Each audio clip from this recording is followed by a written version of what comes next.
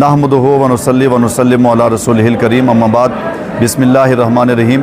نبی پاک صلی اللہ تعالیٰ علیہ وسلم آپ نے ارشاد فرمایا، من احب حسنا فقد احبنی ومن احب حسینا فقد احبنی، یعنی جس نے امام حسن اور امام حسین سے محبت کی، گویا کہ اس نے نبی پاک صلی اللہ علیہ وسلم سے محبت فرمائی ہے۔ ماہ محرم الحرام، اس کو خصوصی نسبت جہاں دیگر انبیاء کرام سے ہے، اور وہیں ساتھ ہی ساتھ میں اس ماہ کو خصوصیت کے ساتھ ماہ محرم الحرام کو امام عالی مقام سے بھی ایک خصوصی نسبت ہے، کیونکہ اسی ماہ میں محرم الحرام کی 10 تاریخ کو امام عالی مقام اپنے رفقا کے ساتھ کربلا میں پہنچے اور سب کو اسلام کی خاطر قربان کیا اور مذہب اسلام کو بلند کیا ہے۔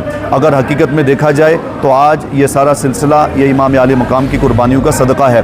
امام عالی مقام کی یاد میں آج مرکزی جامع مسجد شریف منڈی کے اندر بہت خوبصورت پروگرام کیا گیا، جس میں مقتدر علماء کرام، سادات کرام، مشائخ اعظام، حجاج کرام اور دیگر احباب نے شرکت فرمائی۔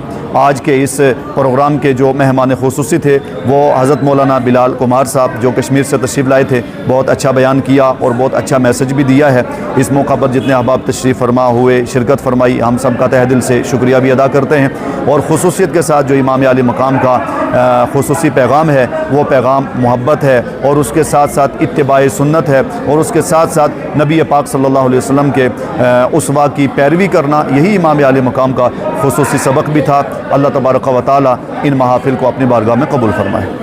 اگر آپ ہمارے چینل پر نئے ہیں تو ہمارے چینل داوردو ٹائم کو سبسکرائب کرنا نہ بھولیں، اور مزید ایسی تازہ ترین خبروں کو دیکھنے کے لیے بیل آئیکن کو آل پر سیٹ کر لیں، تاکہ آنے والی تمام تر خبروں کی نوٹیفیکیشن آپ تک پہنچتی رہے۔